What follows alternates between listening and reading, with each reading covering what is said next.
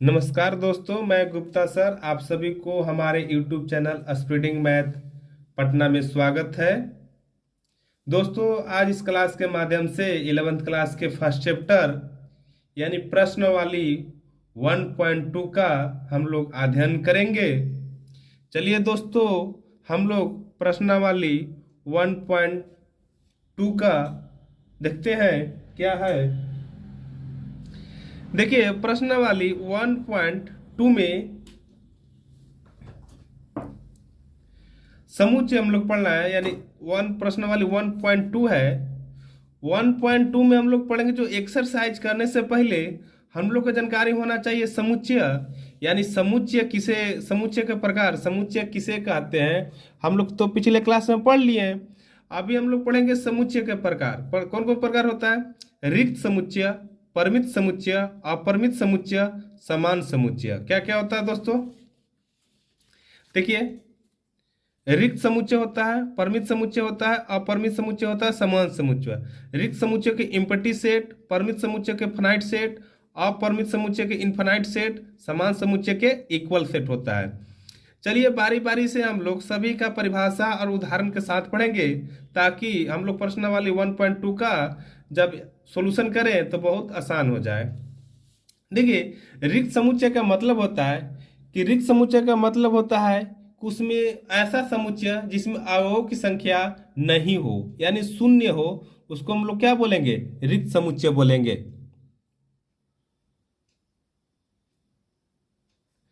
देखिए, जिस समुच्चय में एक भी अवयव नहीं होता है उसे रिक्त समुच्चय, उसे क्या कहते हैं? रिक्त समुच्चय या शून्य समुच्चय कहते हैं। रिक्त समुच्चय को फाइव अथवा मंझला ब्रैकेट इस तरह के द्वारा सूचित करते हैं। क्या कहते हैं? देखिए, रिक्त समुच्चय किसे कहते हैं? वैसा समुच्चय जिसमें एक भी अवयव नहीं होता है उसे रिक्त समुच्चय कहते हैं। रिक्त समुच्चय को हम लोग शून्य समुच्चय भी कहेंगे, और रिक्त समुच्चय को हमेशा फाई से सूचित करते हैं या मंझले ब्रैकेट के द्वारा सूचित करते हैं। आप लोग तो बात को समझ में आ गया होगा। चलिए हम लोग रिक्त समुच्चय का उदाहरण देखते हैं। देखिए, रिक्त समुच्चय का हम लोग उदाहरण देते हैं। बोल रहा है कि एक्स कोलन एक, जो एक्स का मान होगा एक से बड़ा होगा और टू से छोटा होगा। बताइए, कोई ऐसा संख्या है कि जो एक से बड़ा हो और टू से छोटा हो? बिल्कुल नहीं होगा। तो बिल्कुल नहीं होगा तो क्या होगा? वो रिक्त समुच्चय हो गया। तो क्या है?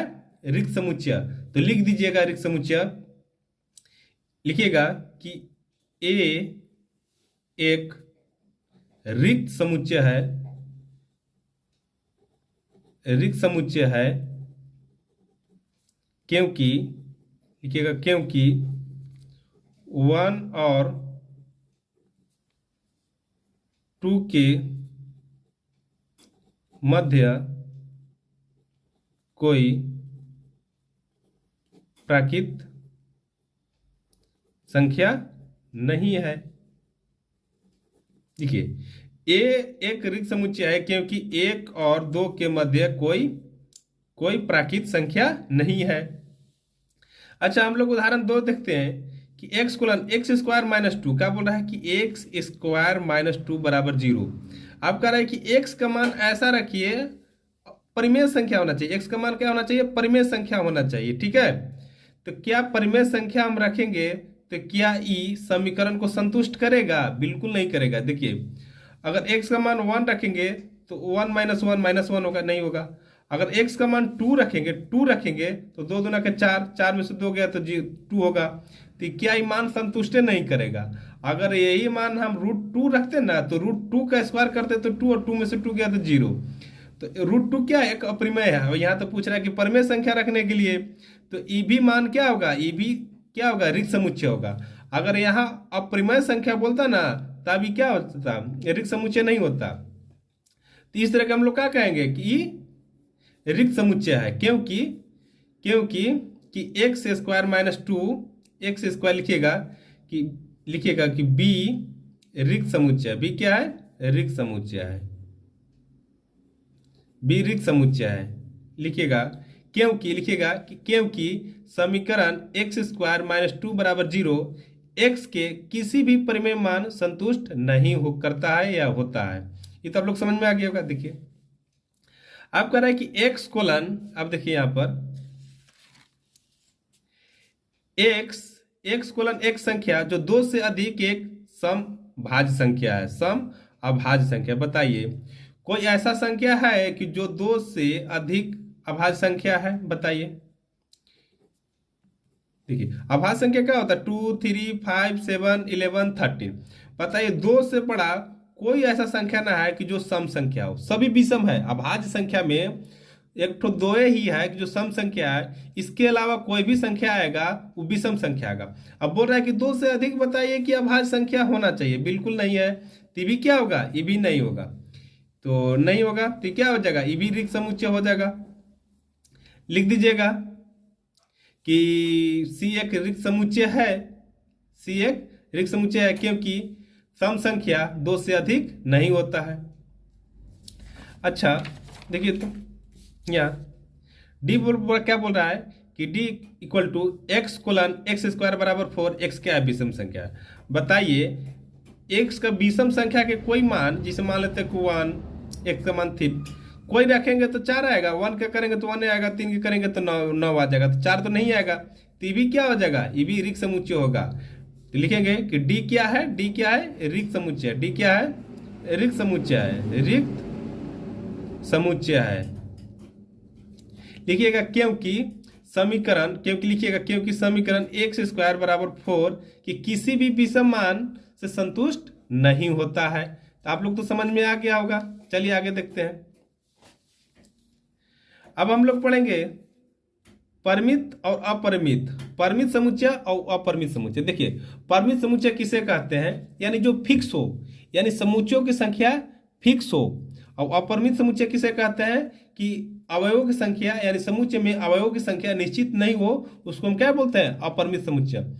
यानी रिक्त समुच्चय होगा उसको परिमित समुच्चय बोलेंगे। तो रिक्त समुच्चय में समझ में आ गया कि यानी अवयवों की संख्या निश्चित हो। देखिए क्या है, जो समुच्चय रिक्त है, जो समुच्चय रिक्त है उसको परिमित समुच्चय कहेंगे।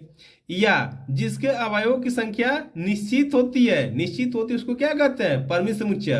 अगर बोलता कि जिसके अवयवों की संख्या निश्चित नहीं होती है उसको क्या कहेंगे? अपरिमित समुच्चय। तो समझ में आ गया होगा कि जो समुच्चय रिक्त है या जिसके अवयवों की संख्या निश्चित होती है उसे क्या कहते हैं? परिमित समुच्चय कहते हैं। या इसके अलावा अपरिमित समुच्चय कहेंगे। इसका जो फॉलो नहीं करेगा उसको क्या कहेंगे? अपरिमित समुच्चय कहेंगे।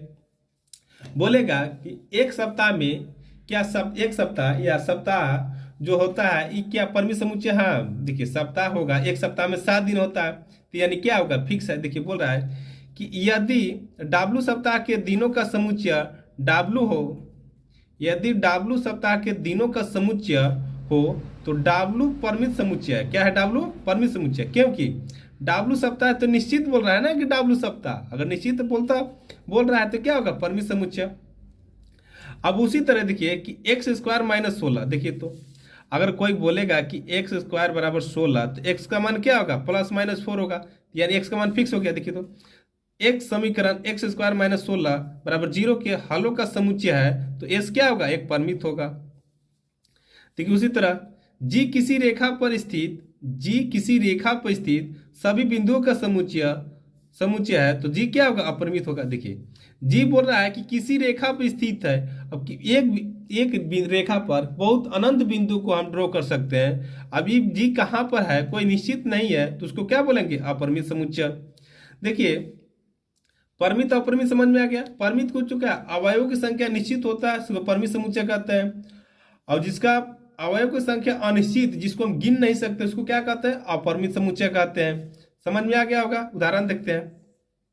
किसी समुच्चय को रोस्टर रूप में निरूपित करते हैं तो हम उस समुच्चय के सभी अवयवों को मंझले कोष्ठक के भीतर लिखते हैं। आप देखिए दोस्तों, जब समुच्चय को हम लोग रोस्टर रूप में निरूपित करते हैं ना तो हम समुच्चय के सभी अवयवों को क्या करते हैं? मंझले कोष्ठक के भीतर लिखते हैं। ये हम लोग बता दिए हैं। अच्छा देखिए किसी अपरिमित समुच्चय के सभी अवयवों को मंझले कोष्ठक के भीतर लिखना संभव नहीं है। आप देखिए परिमित समुच्चय का कोष्ठ यानी कोष्ठक के अंदर, मंझले कोष्ठक के अंदर लिखना संभव है। अगर यही बोलेगा कि क्या अपरिमित समुच्चय के सभी अवयवों को मंझले कोष्ठक के भीतर लिखना संभव है, बिल्कुल संभव नहीं होगा, नहीं होगा। याद रखिएगा, हम बताएंगे आगे क्यों। क्योंकि ऐसा समुच्चय के अवयवों की संख्या सीमित नहीं होती है, अतः हम किसी अपरिमित समुच्चय को रोस्टर रूप में प्रकट करने के लिए उसके कम से कम इतने अवयवों को लिखते हैं जिसमें उस समुच्चय की संरचना की स्पष्ट हो सके, और उसके बाद 3 बिंदु लगाते हैं। देखिए आप लोग समझ में ना आया होगा, हम हल्का समझाते हैं उदाहरण के माध्यम से। देखिए तो कह रहा है कि विषम प्राकृतिक संख्याओं का समुच्चय। देखिए बताइए, प्राकृतिक संख्याओं का समुच्चय। बताइए प्राकृतिक संख्याओं का समुच्चय क्या होगा? यानी देखिए 1 2 3 4 5 6। अब देखिए इस तरह कहाँ जाएगा, बोल दिया कि प्राकृतिक संख्याओं का समुच्चय, तो कहाँ जाएगा? तो इसको कोई फिक्स नहीं है, तो फिक्स नहीं है तो हम लोग क्या कर देंगे? 3 को डॉट देंगे। क्या कर देंगे? 3 को डॉट दे देंगे। अब बोला विषम प्राकृतिक संख्या समुच्चय, तो विषम में क्या होता है? 1 होता है, 3 होता है, 5 होता है, 7 होता है, 9 होता है। इसका भी फिक्स नहीं है, तो फिक्स नहीं है तो हम लोग क्या बोले? 3 को डॉट ऐसे दे देना इस तरह के। यानी 3 को डॉट रहेगा तो हम लोग क्या सूचित करते हैं कि अपरिमित समुच्चय है, इसको हम लोग इसमें अवयवों की संख्या गिन नहीं सकते हैं। अगर यही फिक्स रहता तो परिमित समुच्चय होता। अब बोल रहा है कि पूर्णांकों का समुच्चय बताइए। पूर्णांकों का समुच्चय माने -2 -1 0 1, यहाँ पर 2। अब इस तरह की इधर बढ़ते जाएगा, अब इधर भी बढ़ते जाएगा। बात को समझ में आ गया? हो गया? तो ये क्या हो गया? ये क्या हो गया? अपरिमित समुच्चय। ये तीनों उदाहरण किसका है? अपरिमित समुच्चय का उदाहरण है। अगर यही बोलता कि 2 और 4 ये क्या, ये कौन समुच्चय है?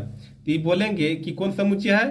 तो ये परिमित समुच्चय है। इसमें फिक्स दिया है कि 2 और 4, यानी 2 को इसमें अवयव है तो फिक्स है, तो इसको परिमित समुच्चय। और इसमें फिक्स नहीं रहेगा, यानी जिसमें रहता है 1 2 ऐसे डॉट रहेगा 3 को, तो इसको क्या बोलते हैं? अपरिमित समुच्चय। बात तो समझ में आ गया होगा। चलिए हम लोग आगे पढ़ते हैं। अब हम लोग पढ़ेंगे समान समुच्चय। यानी समान माने का, समान तो जानते हैं इक्वल सेट। अब क्या रहा है? देखिए समान सेट यानी मान ली 2 सेट रहेगा, जो अवयव ए में रहेगा वो बी में भी रहेगा। ठीक है, मान ली 2 सेट है आपका ए और बी, जो ए में रहेगा वो अवयव बी में भी रहेगा। रिपीट हो सकता है, रिपीट को हम इधर उधर कर सकते हैं, बट वो अवयव सेम होना चाहिए। देखिए 2 समुच्चय ए और बी, उनमें समान अवयव हो तो उसे हम समान समुच्चय कहते हैं। देखिए जैसे ए में 1 2 3 4 दिया है, अब बी में क्या है? 3 1 4 2। तो देखिए तो 1 इसमें भी है तो 1 इसमें भी है, 2 इसमें भी है 2 इसमें भी है, 3 इसमें भी है 3 इसमें भी है, 4 इसमें भी है 4 इसमें भी है। तो हम क्या बोलेंगे कि हमारा ये क्या है? इक्वल सेट है, यानी ए बराबर बी। अगर दूसरा उदाहरण देखते हैं कि सी बराबर यहाँ दिया है 1 5, अगर डी बराबर दिया है यहाँ पर क्या दिया है? 1 4। अब देखिए 1 इसमें भी है 1 इसमें भी है, 5 इसमें है 5 इसमें नहीं है, तो क्या बोलेंगे? यानी इस समान समुच्चय नहीं हो। अवयव तो 2 है दिखाई दे रहा है, बट जो अवयव ए में है वो बी में नहीं है, यानी रिवर्स नहीं है। हमको दोनों में होना चाहिए था, तो ये क्या होगा? ये नहीं होगा, और ये हमारा इक्वल सेट है। अब देखिए करा है कि ए 6 से कम अभाज्य संख्या है। बताइए 6 से कम अभाज्य संख्या कौन कौन होता है? 2 होता है, 3 होता है, 5 होता है। तब इस तरह के लिख देंगे 2 3 5। अच्छा बोला पी 30 के अभाज्य गुणनखंड है। बताइए 30 का अभाज्य गुणनखंड करेंगे तो देखिए 2 से 30 कटेगा 15 बार में, 3 से 5 बार में। तो 30 का अभाज्य गुणनखंड कौन होता है? 30 का अभाज्य गुणनखंड क्या होता है? 2 होता है, 3 होता है, 5 होता है। बात समझते हैं।